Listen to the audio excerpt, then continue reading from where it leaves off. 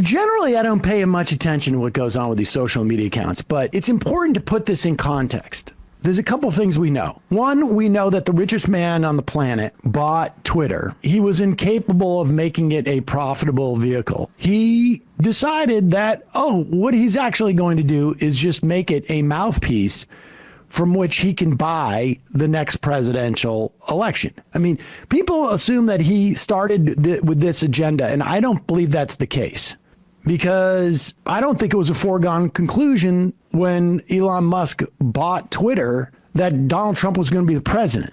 And I don't think it's a foregone conclusion. I don't think anybody could expect that Elon Musk could have necessarily bought, I don't know, some rando Republican presidential candidate with the same efficacy in which he could buy Donald Trump. And we know now that he changed the algorithm to raise the profile of people supportive of Donald Trump and of right-wingers in general and, fashy types. We also know for a fact that Facebook and Instagram, Meta, whatever you want to call them, made a decision about a year ago to basically stop all political content. We never had a huge presence there, but I could see that our revenue, which was in the hundreds of dollars, back in our heyday on Facebook, went down to like literally tens of dollars. And on Instagram, which they own, obviously, they basically made it so you had to manually go into your settings, really without fully notifying everybody, I think at first, to turn political content back on. So they throttled it down in the months leading up to the election. And now, as you say, they're announcing, it's back, by the way. Before we get that, the one other fact that I think people have to also understand is every piece of data we have gotten out of the election, just looking at this generically, the failures of the Democratic Party aside, shows that there was a direct correlation between consuming political news and voting for the Democrats. If you, on the end of the spectrum, the more political news you consumed, the more likely you were to vote for Democrats. For people who didn't get any political news, they almost 3-1 voted for Trump. So Facebook shuts down all of its political content a year before the election. It's stressing people out, they say. Stressing people out. And today, Mark Zuckerberg doing his best to dress like Michael Brooks. Or a TikToker who is 19 question mark. Yeah, I mean, the perm is what does it. Here he is, straight off of the beach in the Caribbean, leaving his puka beads on his desk. Let's hear he is. Hey everyone. I want to talk about something important today because it's time to get back to our roots around free expression on Facebook and Instagram. I started building social media to give people a voice. I gave a speech at Georgetown 5 years ago about the importance of protecting free expression, and I still believe this today. But a lot has happened over the last several years. There's been widespread debate about potential harms from online content. Governments and legacy media have pushed to censor more and more. A lot of this is clearly political, but there's also a lot of legitimately bad stuff out there. Drugs, terrorism, child exploitation. These are things that we take very seriously, and I want to make sure that we handle responsibly. So we built a lot of complex systems to moderate content. But the problem with complex systems is they make mistakes. Even if they accidentally censor just 1% of posts, that's millions of people. And we've reached a point where it's just too many mistakes and too much censorship.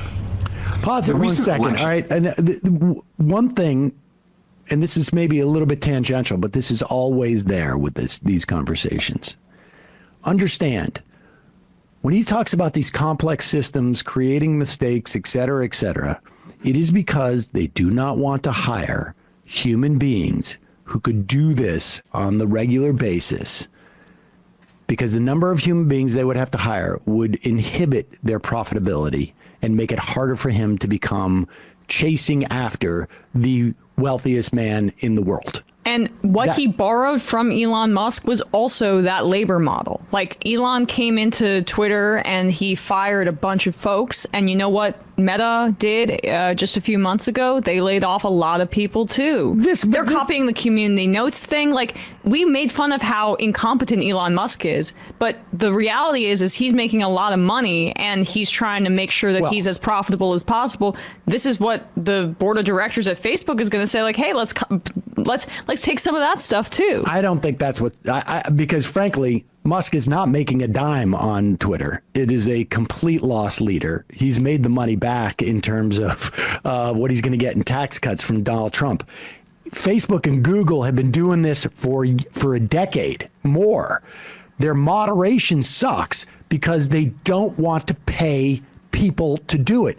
The trick for them has always been, the challenge has always been, how do we do this without paying labor? And so their complex system is so complex because you don't have a human being who can go like, oh, wait a second, this person's criticizing racists, not promoting racists, which a human being could do. Right. All right, go ahead. Point where it's just too many mistakes and too much censorship. The recent elections also feel like a cultural tipping point towards once again prioritizing speech. So we're going to get back to our roots and focus on reducing mistakes, simplifying our policies, and restoring free expression on our platforms. More specifically, here's what we're going to do. First, we're going to get rid of fact checkers and replace them with community notes similar to X, starting in the US. After Trump first got elected in 2016, the legacy media wrote nonstop about how misinformation was a threat to democracy. We tried in good faith to address those concerns without becoming the arbiters of truth. But the fact checkers have just been too politically biased and have destroyed more trust than they've created, especially in the US. So over the next couple of months, we're going to phase in a more comprehensive community notes system. Pause it. First off, also, this is all bullshit. Yeah. Because, I mean, we have seen where it's gone, what's happened in terms of, economic sentiment. People have biases, and it begins to change their perception of facts. And when if the bird flu comes, and there's a problem, it should not be an up or down popularity vote by community notes of a platform that has been designed to attract a certain type of viewer as to whether what the R value in terms of like the ability of bird flu to be spread from person to person is, or what the morbidity rate is for the bird flu. Yeah, I mean, did you notice what the things he listed there that were threats to the platform? Drugs, childhood exploitation, and terrorism. It sounds like he's literally just tailor making his message for the conservatives with the whole terrorism and drugs coming over the border, and then, hey, QAnon, there's also this sex trafficking here too. In the same way that earlier on last year, his letter to Jim Jordan and the Republicans basically framed it and said, we were, quote, repeatedly pressured by the Biden administration to remove social media content that would have been critical of them. So he, in addition to also donating to the inaugural fund, this is a full capitulation to Donald Trump, because Donald Trump, in a book that he put out, what was that earlier, around the same time, it had a quote that he said that he would put Zuckerberg, quote, spend the rest of his life in prison. Right, read that whole thing.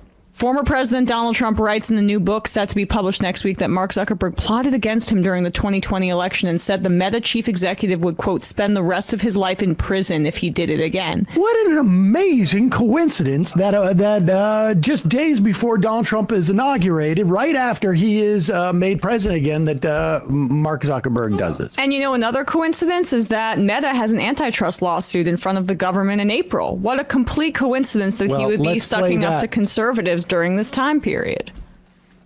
This is Lena Khan, actually, this morning asked about it on CNBC.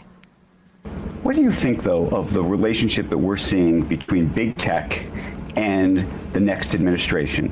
What do you make of the meetings and pilgrimages with which we're seeing Mark Zuckerberg go to Mar-a-Lago, or we're seeing a Jeff Bezos or a Tim Cook. I mean, this is a very different kind of relationship than the administration, the Biden administration had, and specifically what you represented to the business community. So I approached my job with a focus on faithfully enforcing the law and making sure we were doing that across the economy without fear or favor. There has been, as you know, a lot of concern about dominant digital gatekeepers, right, again, on both sides of the aisle. And even as we've seen the president-elect announce some of his future appointments, he's noted that he's making these appointments with a view that they're going to continue to maintain a tough line against some of these big technology companies. Do you think they are, given the meetings that we're seeing, given the $1 million donations to the inaugural? I mean, on a very personal basis, there's only 8 business days left in your role. What do you make of that? Well, look, I can't predict what future people in my position are going to do. It is true that the FTC has been very successful, including in its ongoing litigations against Amazon and Facebook. And so it's only going to be natural that those companies are going to want to come in and see, can they get some type of sweetheart deal, right? Can they get some type of settlement that's cheap, that settles for pennies on the dollar and lets them escape from a liability finding in court? Do you see that happening? Is that what you think is happening? I hope it won't, but again, I can't predict that. And we are set to go to trial against Facebook this spring, against Amazon in fall of 2026. Of course, they would want a sweetheart deal, and I hope future enforcers wouldn't give them that. Okay, I got some very bad news. When she says, I hope, she goes, what she's really saying is they probably will, but I want to put it on record that they're... that this is wrong. They're screwing my investigation. And when we talk about the way that these tech billionaires, they're oligarchs. This is like, you want to know what an oligarchy is? We've been saying for years, we're headed towards an oligarchy. This is a genuine oligarchy. These are the oligarchs in charge of our communications. This is it, right here. We're there. This is a cartoon from Pulitzer Prize-winning cartoonist Ann Telnaes, who was the Washington Post cartoonist until 2 days ago, when Bezos said, we're not going to allow this ad to run, which depicts Bezos and other tech executives, including dead Mickey Mouse, bowing at the altar of Donald Trump and bringing him money as a tribute. I mean, this is where we're at. This is it. You have these people are buying up all of our media, and they are essentially, brainwash is too strong of a word, but they are completely changing the information, the flow of information, and changing what information is. And they're not doing it for the entire country. They may not even be doing it for the majority of the country, but they're doing it for enough people. And just look at the data. There is no doubt the Democrats failed to deliver a message. But it's also quite clear that those people who did not consume political information voted for Trump overwhelmingly, because they didn't see a problem or have any insight into what policies he was actually going to pursue or not going to pursue.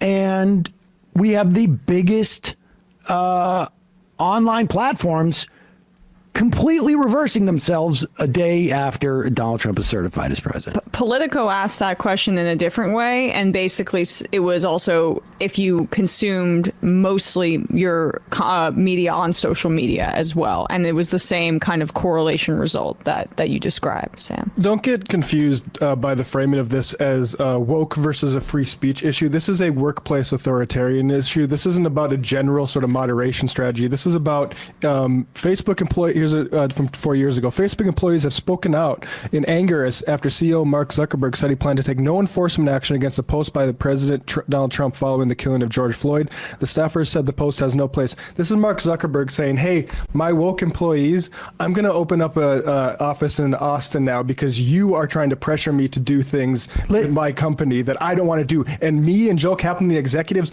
we decide what speech, not you. You take orders. So anybody who's not emphasizing the labor issue of these free speech issues is, I think, doing a service to the boss. And be clear, in that same speech that the surfer boy gave, Endless Summer Zuckerberg provided, the other bullet points were that they're going to allow political content again. I mean, think about this. They shut down political content the year before an election. Odd. And another billionaire purchased the top journalistic social communications company. But where was the outcry from all the free speech absolutists when they decided political speech is no longer allowed on this platform? Yeah. And you didn't hear any because it's somebody's social media platform. There is no free speech issues here. Yeah. There are no free speech issues here. They are privately owned. Do I think they should be privately owned? No. I think we should rip these things apart with antitrust.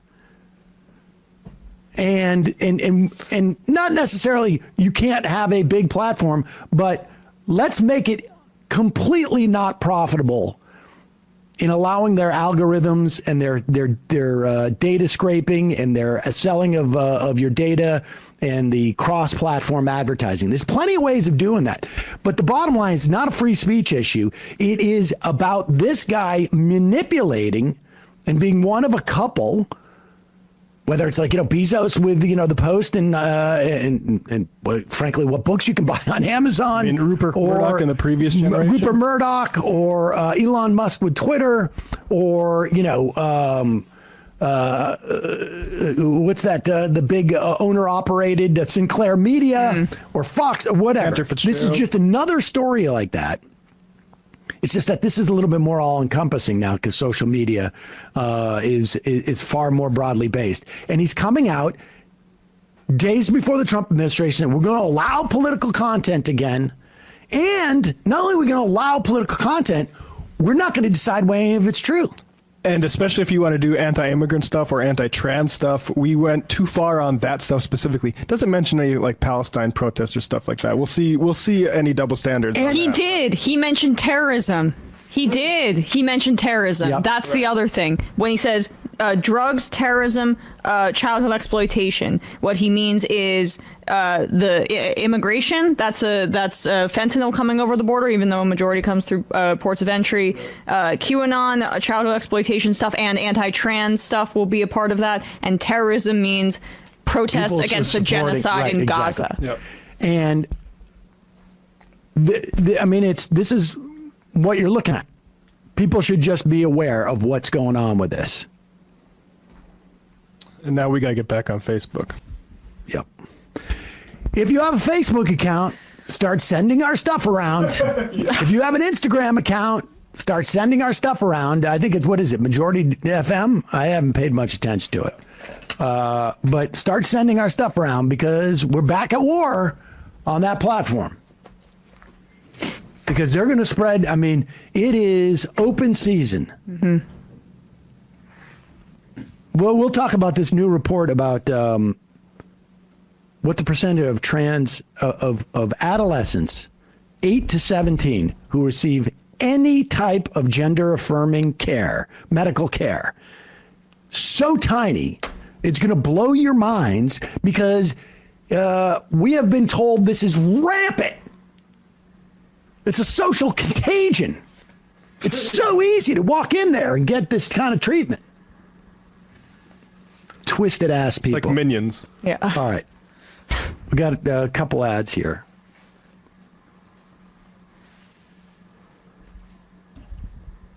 You wouldn't know it, but I'm sleeping better these days. Oh, yeah? Yep. Hey, folks, don't forget to hit the subscribe button and check out our daily show. We do it every day at 12 p.m. Eastern for about 2.5 hours. We even take phone calls. You should check that out.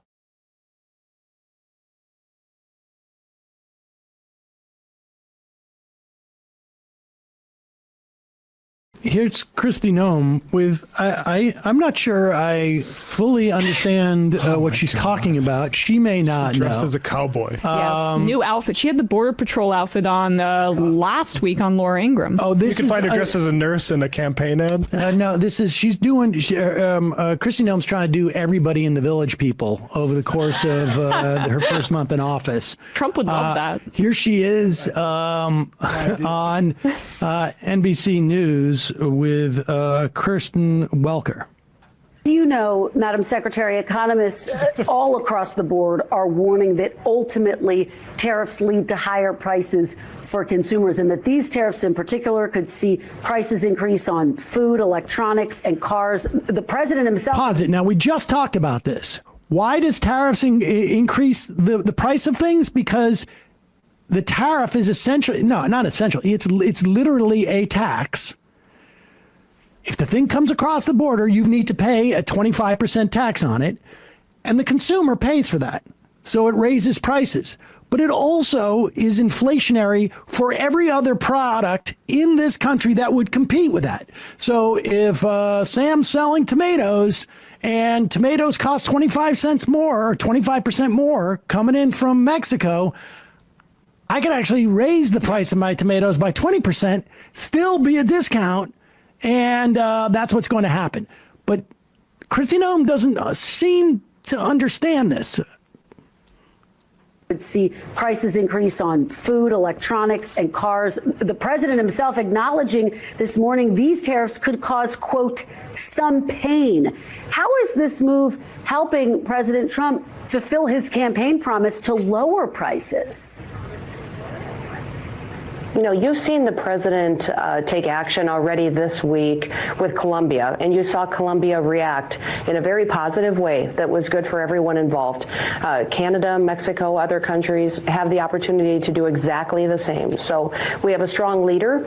He has laid down exactly what he is going to do and what the consequences are. I encourage their leadership teams to get on board and to make sure that they're not pushing up prices. If prices go up, it's because of other people's reactions to America's laws. And that's what President Trump is doing. He is making sure that we're not picking and choosing winners and losers, that the law applies equally.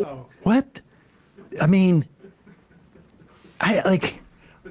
there is a world where I can imagine we have a top cabinet official who's asked this question, who is just there to be a lapdog for Donald Trump, and comes up with a comprehensible, and I would disagree with it, but arranges her words in such a way that they actually mean something. But he is raising the prices. He is imposing the tax. What another country could do to react to it. I mean, if they did nothing, if they did absolutely nothing, the prices would rise by 25% of those goods coming in. Again, there's domestic inflationary pressure. The only thing that they could do in response that would also be problematic for the U.S. is to say, oh, well, we're no longer going to buy your goods, which would then be problematic for the producers of those goods here. The idea that she goes on to say that Donald Trump does not choose winners and losers, it's literally 180 degrees from the, and I have no problem with the idea of government picking winners and losers, because it does that all the time. But putting a 25% tax on some products in a market and not others is literally the definition of picking winners and losers. Just go back a little bit, because it's just stunning that these people are in charge of anything. Like, I am nervous just at the idea that she may have put that hat on herself with her abilities, as she's explaining right now. She may have been kicked by a horse. that they're not pushing up prices. If prices go up, it's because of other people's reactions to America's laws. And that's what President Trump is doing. He is making sure that we're not picking and choosing winners and losers, that the law applies equally to everybody, American citizens. It applies to those who are here illegally, and our world leaders across the country and across the world. They can help us. Or Our world leaders across the country?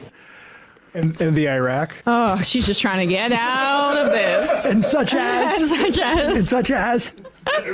I'm sorry. You know, one good way to focus on America first is to stop all this bullshit about saying Africa is confiscating, or South Africa is confiscating white people's land, and maybe like pass health care or something. I will concede that I didn't realize just how stupid Kristi Noem is. Oh, yeah. I don't know. Maybe it's just like she was never asked a question that was sort of like so direct, but that is an impressive.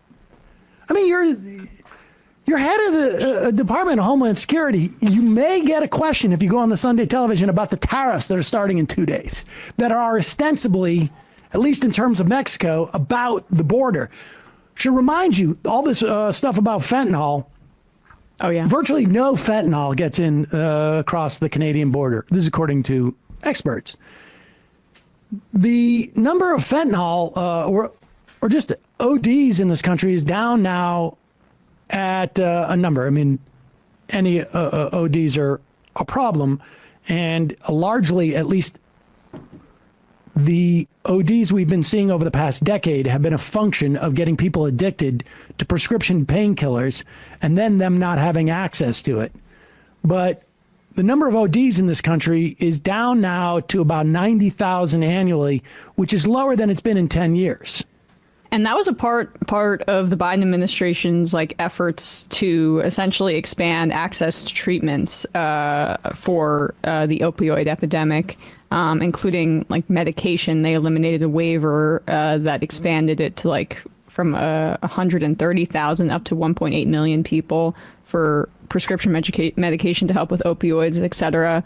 I think they also lifted other, moratoriums on I wonder how much Narcan, overdose. Just like Narcan for Narcan. There's also a thing where when these sorts of things spread through populations, before we can realize what's going on, they kill a lot more people, and then society just generally has a slightly better understanding of it. I will tell you, my daughter at college, they are very sensitive to this. Yeah. And I got them testing strips and stuff like that. But they're very sensitive to it. But it's just a fear-mongering object for Republicans at this point. Hey, folks, don't forget to hit the subscribe button and check out our daily show. We do it every day at 12 p.m. Eastern for about 2.5 hours. We even take phone calls. You should check that out.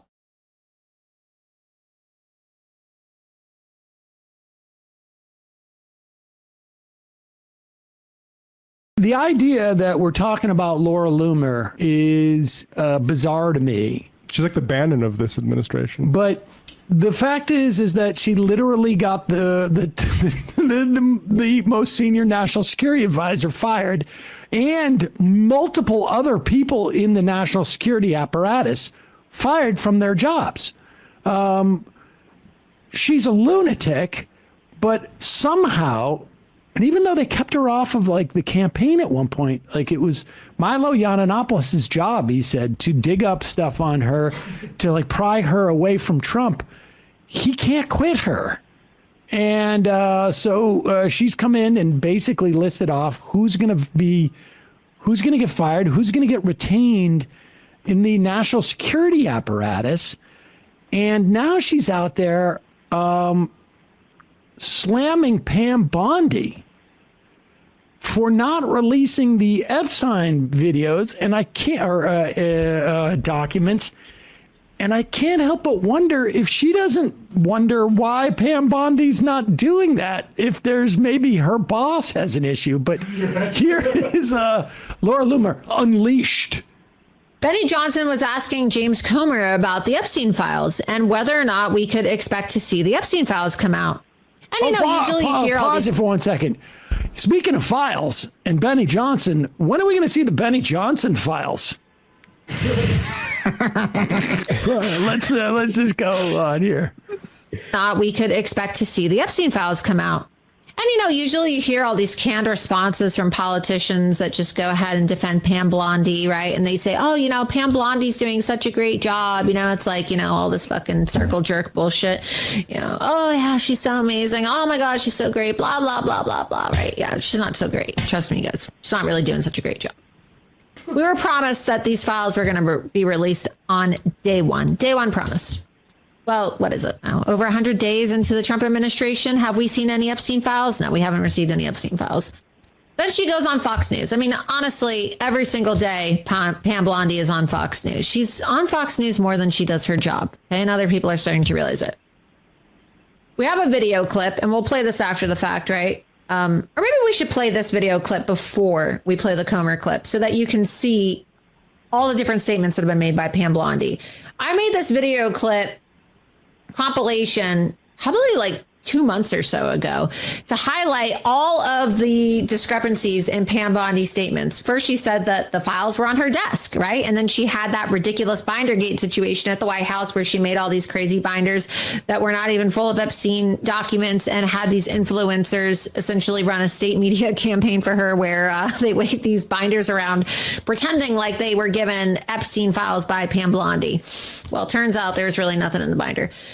Then she goes on Fox News and says, oh, the files are on my desk right now. Then she tells Mark Levin that the files are being delivered to my office in a truck.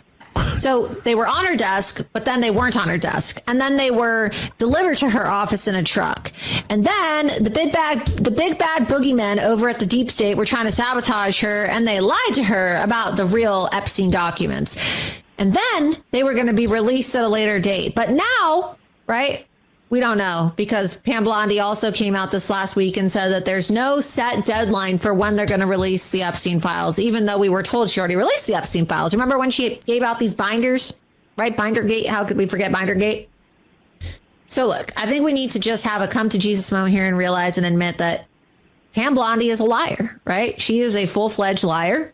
She has, in my opinion, little to no credibility as a result of her lies about one of the most high-profile criminal cases ever, the Jeffrey Epstein sex scandal, human trafficking scandal, sex crime, pedophilia scandal, something that has captivated the attention of people, not just here in the United States. Okay, we get it.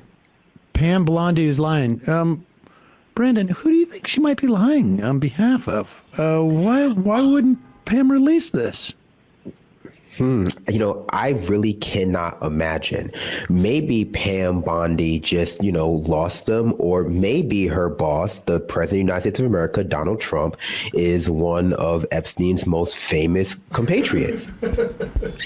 Well, don't forget, some of it might be self-serving too, because Pam Bondi did oversee the Jeffrey Epstein, the case that he actually got tried for in Florida. She was involved with that, so maybe it is a little bit. Wasn't it Acosta who was the former labor secretary of Donald Trump, who was actually the AG who signed off that in Florida? That's true. But wait a second.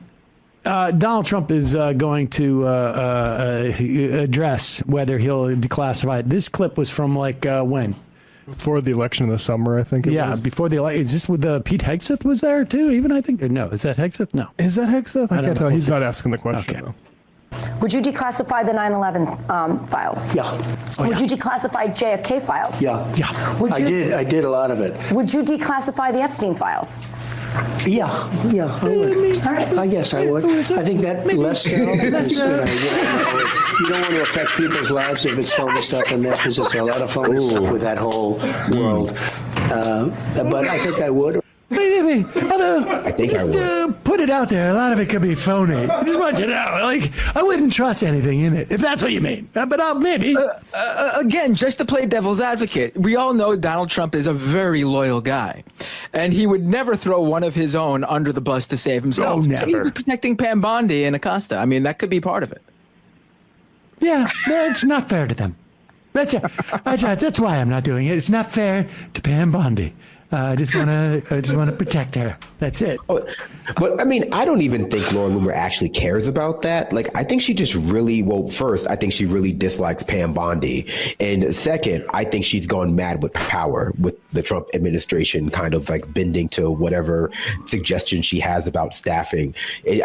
This seems to be her platform. I don't know if Trump watches Unleashed, which I guess is different from the Luc Besson movie starring Jet Li and Morgan Freeman.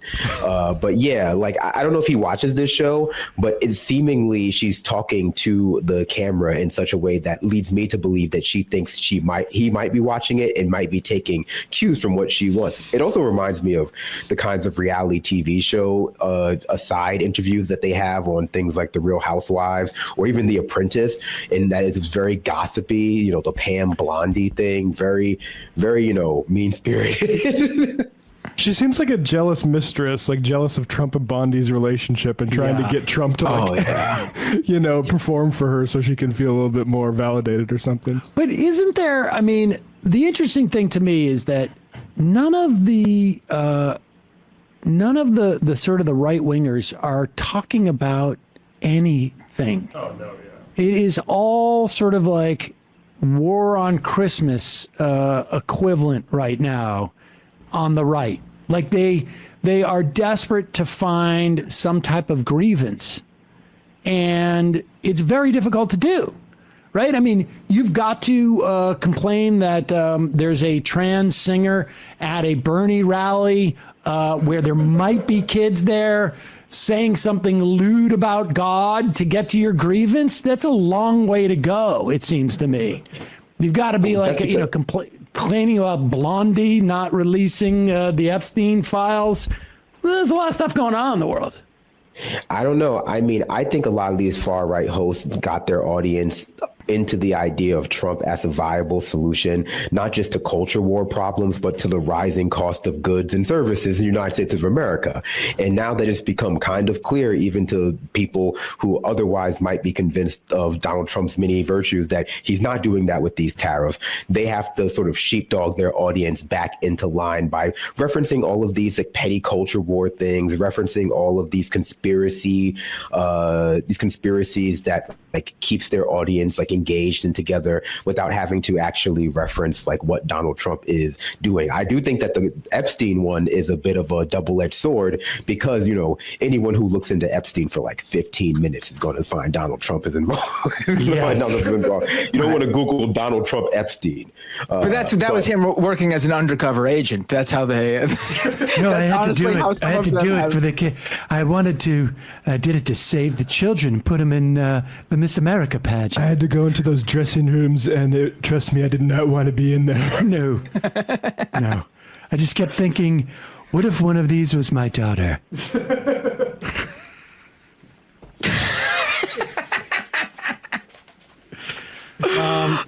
I do think the culture war point is a great one. Like they are literally like foaming at the mouth for something. Like they're literally giving $500,000 to some white woman in Minnesota who called a young black child a racial slur just because they need to like scratch that culture war itch. Yes. They need it. And like they don't want to focus on what Trump's been doing with the people in power who they voted in power have been doing. That I mean, and people may not have heard of this. It's like a huge thing on the right. This woman was caught on video at a playground. The guy starts filming apparently just after she's called a 5-year-old the N-word. And it turns out this 5-year-old was an autistic kid, had taken like her kid's, I don't know, pail or something at the playground. And so she was calling this kid the N-word. Then a guy picks up his phone and is like, you can't do that. And she starts going, oh, yes, I can, because he's an N-word and you're an N-word and I don't care and F you. And then she goes home and starts some type of, it's not quite a GoFundMe or whatever, to protect her family and makes... Give Send to Go. It's the right wing's own GoFundMe. They created that one a couple almost years ago. $1 million bucks. Yeah. Yeah, there is a lot of money for her. And the messages they leave, though, when they give the donation are all white supremacist messaging. It's the 14 words. It's all like, it's very clear who this is, who the money's coming from. It's people who openly support what this woman did for white supremacist reasons, not whatever Matt Walsh of the Daily Caller's claiming to defend it. And it's interesting. What is he claiming to defend it? That like the left started this war with their donations to that black teen, that Texas teenager. Go ahead, Brandon. Yeah, so like one of the ways that they're framing this is as a response to that Texas teenager who stabbed that other teenager. It was the case they brought up when you were on the PBD, the Valuetainment podcast. That towards the end, I watched that one. Like that black teen got a lot of donations because the black teen was arrested, and obviously that requires bail, and the family was also being threatened. And so they're trying to frame this as like a racial solidarity play. Like if black people can do it, then white people should be allowed to do it as well. But obviously a lot of this is just because, racism is what they want to promote in the public. It's never been more lucrative to be a professional racist in the United States of America. And it's interesting how all these guys dip their toes into that racist honeypot, which is, look what you made us do, or the right do, or this is a reaction to the woke era, as if they hadn't been raising money for George Zimmerman or whoever the hell over the past 10 years. Right. Like as if this is anything new. Kyle Rittenhouse, exactly. All right. Yeah, Kyle Rittenhouse is out there saying, that black teen in Texas, he killed someone. He should face time in jail. It's like, do you remember did you forget what you did, my friend? Like, are you kidding me? You killed 3 people. Well, that was because somebody was looting the gas station, the Piggly Wiggly. Right.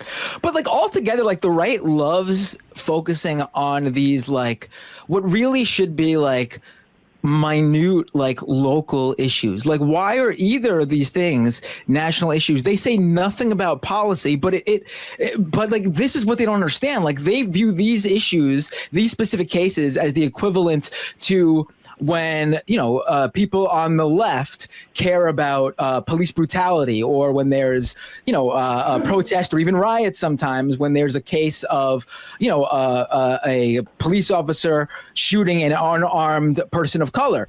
But they don't seem to understand the fact that why those are national issues is because they reflect policy. They reflect the actions of public servants. Oftentimes, the majority of the times, these protests arise out of cases where there aren't any repercussions. There's no arrests. There's no charges. The police let the person who took someone else's life go free, which is never the equivalent with these cases where the right goes, oh, why is no one making a big deal about this one? And you look up the case they bring up, and literally the person they're complaining about was literally arrested and charged at the scene of the crime. They don't seem to understand the injustice element of this, just like I guess they don't understand what due process is. Well, I mean, just to say one more thing to that, Matt, they also don't understand the difference between like systemic things happening, like not just policy, but there's like a magnitude by which something can happen, like the number of times it can happen that makes it significant, versus like individual incidents of something that are anomalous. And because they're reactionary in their thinking, if they can find like a story about one kid playing the knockout game, they think it's evidence of like a bigger, larger thing that they already believe. And then when they see us talking about like systemic or structural racism or misogyny or et cetera, they don't see the difference. Like they just think that it's all the same thing. It's just like they think that like saying the N-word is the same thing as saying any other like insult. They don't understand like the structural or the the significant amount value that something can have. Hey, folks, don't forget to hit the subscribe button and check out our daily show. We do it every day at 12 p.m. Eastern for about 2.5 hours. We even take phone calls. You should check that out.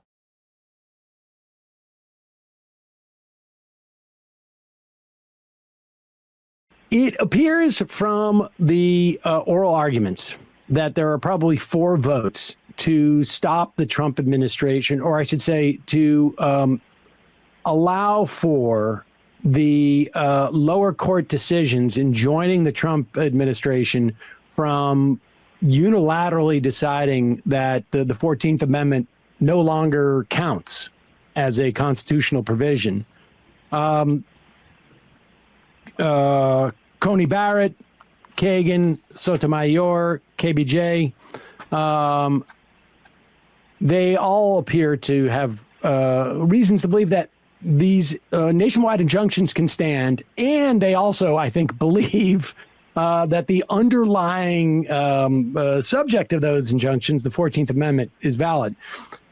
Here's Kavanaugh, and he's asking the second order question. How would you, assuming for a moment that we were to get rid of these injunctions, how would you apply this ruling? How would the government be prepared to sort of say, okay, these people are no longer citizens and going forward can't be citizens? He asks of John Sauer, that's Trump's Solicitor General. Day after it goes into effect, this is just a very practical question how this is going to work. What do hospitals do with a newborn? What do states do with a newborn? I don't think they do anything different. What the executive order says in Section 2 is that federal officials do not accept documents that have the wrong designation of citizenship from people who are subject to the executive order. How are they going to know that? The states can continue to, the federal officials will have to figure that out. How? So you could imagine a number of ways that the federal officials could. Such as? Such as they could require a showing of, documentation showing legal presence in the country. For a temporary visitor, for example, they could see whether they're on a B1 visa, which would exclude kind of the birthright citizenship in that country. For all the newborns? Is that how that's going to work? Again, we don't know because the agencies were never given the opportunity to formulate the guidance. They would have 30 They're only going to have 30 days to do this. You think they can get it together in time? They're under, that's what the executive order instructs them to do, and hopefully they will do so. Again, it's a speculative and hypothetical scenario because they were enjoined from even starting that process. It's not really that hypothetical.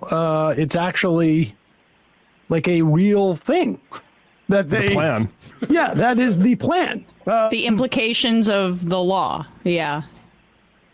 But that, I mean, the point is I don't even know how long, you would have the executive to order. Yeah. check every single person who is born. They would have to bring in their papers. Unclear at what part of the process you do that. And then for every person who exists in the country. We should interrogate these mothers, see if they're here legally. And who is the official at the hospital who makes these assessments? Probably the Stephen same. Miller. Yeah, probably. Since they want to be so efficient, it'll be the same person who is inspecting if doctors offer abortion services to women. So they'll have the same cop on that beat, is my guess. There'll be a uniformed customs official in a booth at the hospital with a gun. And as you go in to the birthing center area, you will they will stamp your passport. And that's what mothers need after they just given birth, is to be sort of. They want their spouse. They want their spouse in the room and a U.S. Customs official. I can tell you, as a two-time father, the thing that you're thinking about when the dilations start happening and the water breaks is grab the passport. Call ICE. You can hold it, right? You can hold it. Just hold it in until you go through customs at the maternity ward. Oh, right. I'm sure they'll have an app that'll make it quicker to go through customs at the in the birthing center or whatever it is. When your water breaks, just open up the ICE app and you can expedite your sort of processing. Exactly. It's actually a really nice distraction from the contractions. You can fill out your papers as you go through unimaginable pain. It's impressive. Funny because it's horrifying. But and then, to be clear, at each moment, there would have to be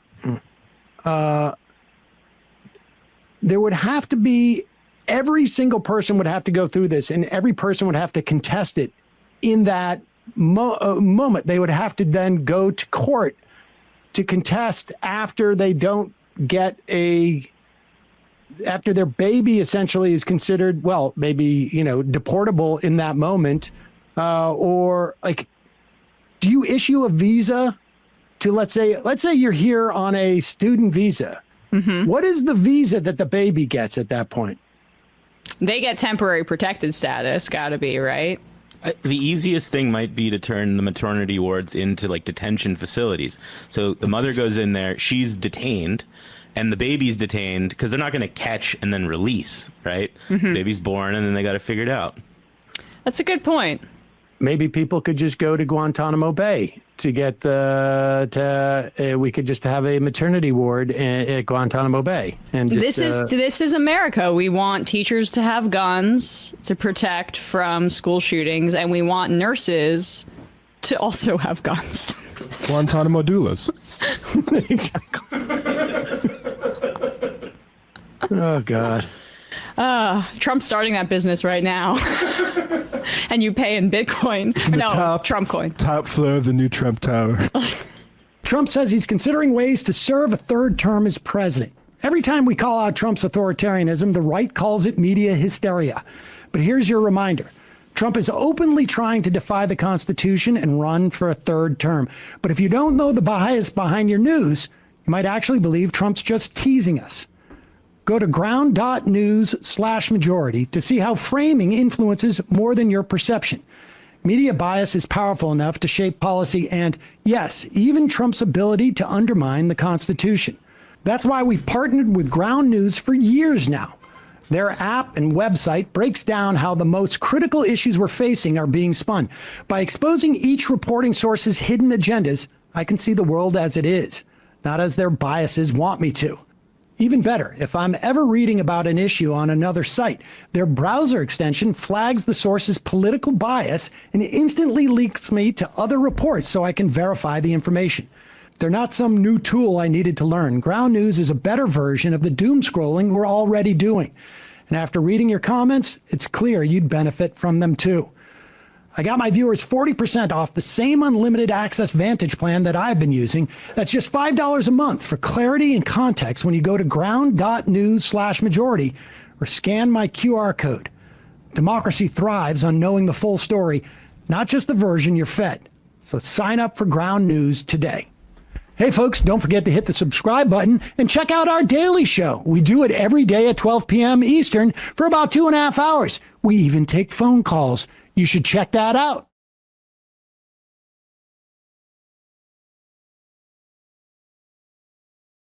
One of the major points that we've been making here really well before the election was how much easier it is when your agenda is essentially to destroy government's functions than it is to make government work and to structure policies that work and work seamlessly and flawlessly, or even just, fairly well. I keep using the metaphor of doing demo in an apartment. You take a sledgehammer in there and, occasionally you may hit something that's structural, but you don't care.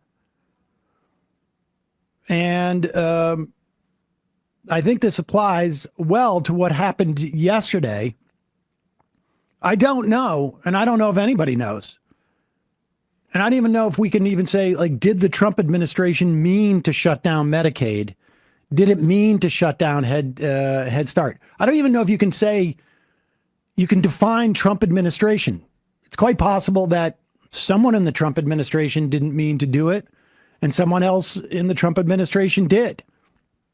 It's also quite possible that they just don't care at the end of the day, because all of this is going to end up in court.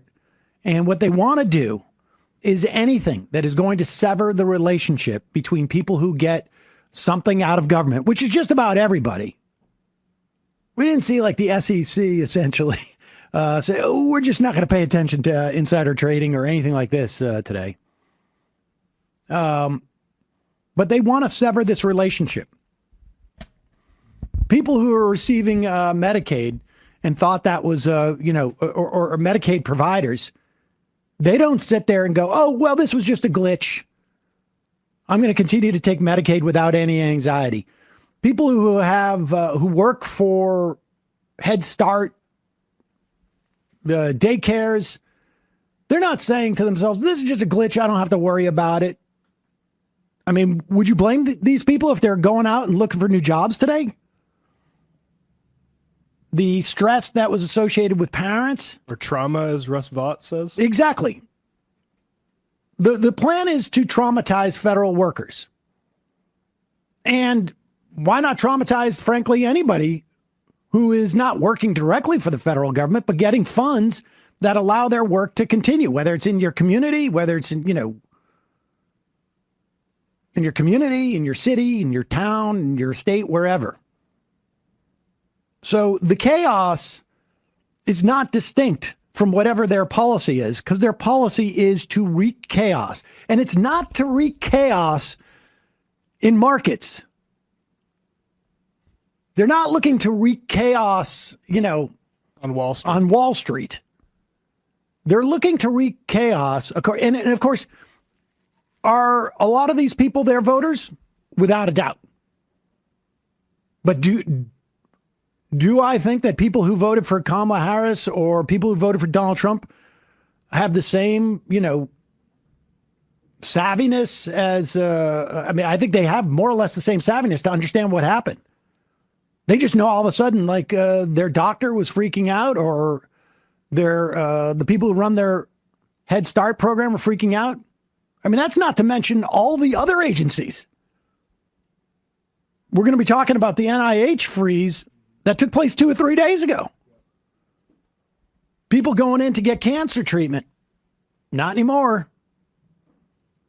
Some people will understand the relationship between this, and others won't. But this is all about the Impoundment Control Act and Donald Trump setting the table to go to the 6-3 handpicked Supreme Court and have them essentially say, yes, you have a line item veto. And not in the process of the budget, but even after the fact. Stuff that has been settled in our country for 50 years. I mean, settled. Not conjecture. Settled by a court case, Train v. New York City, settled by the passage of a statute to make sure that it was really clear, the 1974 Impoundment Control Act. And then the Constitution also talks about Congress appropriating funds. And if that's Congress's job, the president doesn't have the authority to decide unilaterally, it doesn't comport with my idea what the country should look like.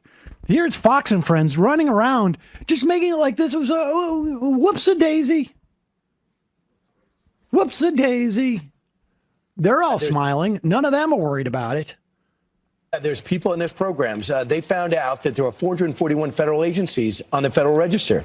75 are actually obsolete agencies that are just existing people writing checks. There's $2.5 billion. What does that mean? They found out that these agencies are obsolete? What? The size of the U.S. government relative to the population hasn't changed in at least half a century. The government, in terms of like personnel, has increased, but commensurate with the population. This is all just BS to justify and explain to their rubes, hey, you know why your pharmacy is going to close down in rural Iowa? Because the Medicaid payments that half of you are using to get your prescriptions, they didn't come through. Buildings that are totally empty. So this is what Elon Musk and his group are doing, and what Trump knew going in that he was going to do. What they have to do is do things like this, communicate ahead of time. Give you until September, as opposed to yesterday when we get the story out that all federal funding is frozen except for Social Security and Medicare. And then they expanded and said, anybody who's getting regular payments, that's not you. We're looking at programs. Right. But it's until 2 o'clock. This is something I think that people should be aware of. When you get payments from the federal government, there is someone who works at the program that issues those payments. So there's a lot of people who are not going to get their payments. They're not going to get their payments to pay for their employees at a daycare center. They're not going to get their payments to pay for drugs. Go ahead. In regular payments, that's not you. We're looking at programs, but it took till 2:00 in the afternoon to do that. To flush it out. I think, communication is going to be the key. And they always say the first 2 months of an administration and the last 2 months are the most difficult. And this is an example of it yesterday. But when Carolyn Leavitt took the stage yesterday at 27 years old, incredible, as a press secretary, without a notebook. Without a notebook. You mean maybe that's where, when she came up with the idea that we gave $50 million worth of condoms to Gaza, she came up, that was completely off the top of her head. She didn't have a scriptwriter for that because that was hilarious. You know what they used to call the first 2 months of an administration? The honeymoon period. They never said the first 2 months are the hardest. I never heard that. I never heard that in my 20 years doing this. But since we're talking about Elon Musk, we'll talk more about the offer, in quotes, they have made to federal employees because they're trying to reduce it like they did with Twitter. Wired has done some digging into the Office of Personnel Management that has been sort of orchestrating this. Of course, this also comes from the Office of Budget Management, that Russell Vought is presumably going to take over. But the Office of Personnel Management are the ones who have, who basically are the HR for government. And they're the ones apparently who have orchestrated this offer to federal workers. The entire place apparently has been staffed with Musk people or Mark Andreessen people. The managing partner at Andreessen Horowitz is Trump's nominee at the OPM, a former engineer and director of operations for the Las Vegas Loop at the Boring Company, which is just a scam. A big giant scam. Is a senior advisor to the director at OPM. Steve Davis, the CEO of the Boring Company, is rumored to be advising Musk on cuts to be made via Doge. According to the same sources, the people at the top of the new OPM food chain include two people with apparent software engineering backgrounds whom Wired is not naming because of their ages. Which is what? Do they have minors working there? And now we know that minors are now not just, it's been raised a year by the Trump. One is a senior advisor to the director. And incidentally, look out for these, software engineers, because what's happening is here, they're going to apply AI and algorithms to who they're going to try and get rid of in the federal government. One senior advisor to the director is a 21-year-old whose online resume touts his work for Palantir. That is the government contractor and analytics firm, spying agency, private spying agency. Yeah, private CIA. Co-founded by billionaire Peter Thiel. Thiel, of course, is the mentor of J.D. Vance. J.D. Vance is his protege. I don't think J.D. Vance, aside from his book, and he probably was getting funds from Thiel while he was writing his book, for that matter, but at least in terms of on paper, I don't think J.D. Vance has ever had a paid job that wasn't in some way coming from Peter Thiel money. Assistant to venture capitalists. The other, who won't be named, because all they're doing is wrecking our country, our government right now, from a paid position in our government, but they're so young. The other, who reports directly to Scales,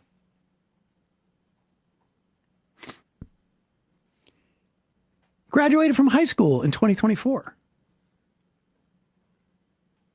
Now, I don't think he's or she is in college, or they are in college. They might be, but juggling the personnel of the federal government and freshman year is tough. They sometimes say like the first semester at college is difficult. So that might be, now maybe this person's doing it on their Christmas break from college, their freshman year, or, they graduated high school in 2024 and let's see, a mirrored copy of an online resume and his high school, I guess it's a he, his high school student magazine, he lists his jobs as, camp counselor and a bicycle mechanic among his professional experiences. Now, listen, back in the day, I used to fix 3-speed bikes. I made a little cash that way. I'm not knocking it. But I don't know that that would qualify me for my next job to be human resources for the entire federal government.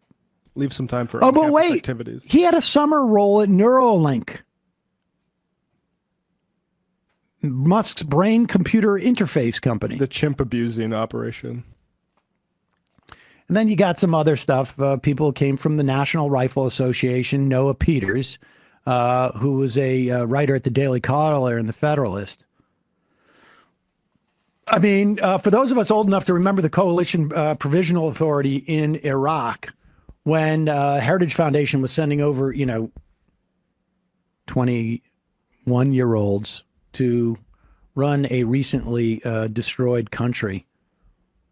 We know how this works out. But the problem here is there is no bad outcome for the Trump administration and the Republicans when they're putting people in who can't even do the basic functioning of government. That is not a bug. It is a feature. They were laughing about what happened to Medicaid. They were laughing about what happened to Head Start. They don't care. They know they have 2 years to wreak as much havoc as they can. And they're going to take every single day and they're going to do it. Later, we'll talk about the completely insufficient response by our so-called Democratic leadership. I mean, laughable. I mean, not laughable. It actually is like far more depressing than that. Hey, folks, don't forget to hit the subscribe button and check out our daily show. We do it every day at 12 p.m. Eastern for about 2.5 hours. We even take phone calls. You should check that out.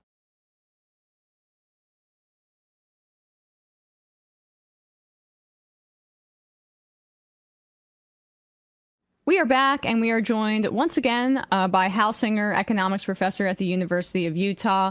Hal, thanks so much for coming on the show today. Thanks for having me, Emma. Yeah, it's good to see you. And I'm happy to have you here to break down, I guess, the past month and change of Trump's presidency and the real kind of just incredible economic turmoil that we're seeing. I mean, the markets opened very, I guess, low today. Since he announced those tariffs, there's been a total contraction and a bit of panic on Wall Street. What do you make of the past 5 or 6 weeks and what is Trump's goal here? Yeah, let's talk, the goal is hard, but let's talk about the effects anyway. I mean, I think if there's one word to sum it up, I would say chaos. I think that we're just living in a time where it's impossible to know what the pathway is going to look like, not just for consumers, but for workers and for firms. And so, we start with the layoffs in the public sector, the federal layoffs, and it's not just the count of bodies that have been taken out. It's the anxiety among all the current federal employees who think that tomorrow could be their day. And then those are in the millions. Then when you add on top of that, the millions more of federal contractors who think that they could be let go. It has a pernicious effect on the economy because everyone starts to save and stop spending. And that's kind of feeding into this downward spiral. The Atlanta Fed is projecting a contraction now in the first quarter of 2025. So it's pretty grim looks. And then you add on top the tariff war that's coming. It's one shock to the system after the next. And it's kind of scary. when you say the shock, I mean, this just kind of motivates me to look into their reasoning. I mean, that's like, I think the federal workforce part, it's clear that this is the privatization presidency, right? Where they don't want the most of the media, I think, focuses on the authoritarian nature of this, where when Trump removes these federal workers, it consolidates his power and he can more adequately implement unitary executive theory, right? And that's a piece of it. But the other piece that needs to be discussed more is like, if these federal workers are not working for the public sector, well, they have to go into the private sector, and that's fundamentally what they believe in. Well, Elon, who might be driving the bus, just doesn't think there is a role for federal workers or federal government generally, right? They just kind of want lawlessness, kind of whatever the oligarchy kind of dictates. And so we're in a scary state. I think that what they're doing, we've had Republican administrations come in before and effectively neuter an agency, right? You can think about non-enforcement, antitrust, an area that I work in. But I think what's different here and what might be motivating them, because it seems like that's something you want to get at, is they want to permanently incapacitate. They want to impair the capacity of the agencies to perform, even after they leave office. Imagine trying to put back together the CFPB on day one under a new Democratic administration. You might not have an office, you might not have workers, you might not have a computer system. It just seems like what they're doing is way more violent and more pernicious than any prior kind of laissez-faire or conservative administration has ever done. And that they just the former ones have just kind of turned down the lights, right? But here, I think what they're trying to do is permanently impair the capacity of those agencies on a going forward basis, even if they were to ever lose power. And can you talk about those effects on the economy? It affects it going forward, obviously, if the Republicans plan to stay in power. But what does it do, I guess, to destabilize these agencies that have a role in the market, even though they're not, explicitly private? This is an important element to making our society function, and the economy is obviously a part of that. Yeah, well, just to pick on the CFPB, because that's one that's clearly in their crosshairs, right? What was the CFPB doing before? It was looking out for scams in the credit card and banking industry. And so now I feel like the message, you saw how they just one after another, they shut down and terminated investigations of Capital One and myriad other companies.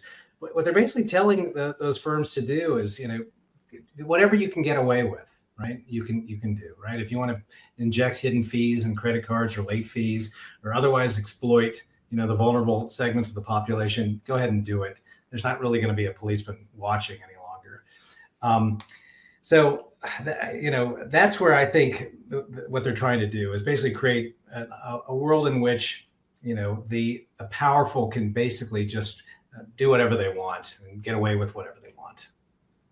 And so I guess the tariffs piece is something that we can turn to here. Trump, more chaos. This is so basically, since this week started, Trump announced 25% tariffs on Mexico and Canada, and additional 10% tariffs on top of the 10% that he already issued on China. Now, he's walking a lot of these back at the very least. He's already walked back after meeting with the big three, the auto tariffs, although it's still going to have an effect on the economy just because he made this announcement. And it seems like they're also in talks with Canada right now over potash, which is a really important material export from Canada that our farmers need because it's in agricultural fertilizer. So, is this just kind of, he issues these blanket tariffs and then is going to walk it back in a way that, will any of the tariffs remain? I mean, what does this mean right now? Yeah, I think this is his form of, to put it charitably, this is his form of negotiating. Now, there's another way to do this with a company, right? Suppose you want to induce a car maker who's set up a plant in Mexico to maybe consider instead, relocating that plant back to the U.S. It seems like there's a way to go about this. It's not easy, and I don't want to suggest, that you can just wave a wand and make it happen. But there's a set of carrots and sticks that you could offer to that car maker to say, hey, if you come back and you employ 10,000 people, here in the United States, we want to do something for you. But if you don't, this could happen instead. And then you'd want sign off from that company, and then you, I think, want to make an announcement, right? That this company, as a result of this package, carrots and sticks, right? Maybe we'll never have learned of the sticks that you were threatening them with. But at the end of that negotiation, it'd be nice to make that announcement. What he's doing instead, he's saying, here are the sticks, right? And now you come see if you can negotiate something better for me. What I'm nervous about is that we're going to get higher prices no matter what. I mean, everyone says this. The companies are going to raise their prices in response to these tariffs, which raise their cost, right? They're just going to pass it through to consumers. Some of them, if you follow Isabella Weber, are going to exploit the situation, even raise the prices by more than the increase in their cost, right? You'd be willing to do that if you thought there was a chance that you could induce some of these companies maybe to come back. But there's so much chaos in the way that Trump is, unveiling the plan, that I can't imagine that any firm would have the confidence to make a long-run investment in the U.S. under these chaotic circumstances. So I feel like all we're going to get is the downside, which is higher prices, and we're not going to get any upside in the form of more investment in the United States or more jobs coming back here. I mean, I think that you pointing out the fact that tariffs can have some sort of utility when they are thought out and when it's about a specific industry or sector, like say we want to boost the, domestic manufacturing of X product, it would make sense to put tariffs on a Chinese product that would be imported here so that we can gain some sort of competitive advantage. And this is how this has been done. But it's in concert also with the companies that are affected, as you say, because it's not, Trump is seeing it as a way to like a negotiating tactic, as you say, completely misleadingly so, but also as a way to generate revenue, as opposed to what the most effective use of tariffs is, which is kind of what we're talking about here, making it very targeted to help an industry get an advantage domestically. Correct. Yeah, you can't be doing it to raise revenue. That can't be the objective. And maybe he thinks it is. But of course, if you just raise the price on U.S. consumers, at some point, we're going to buy less of it too, right? The demand curve sloped downward.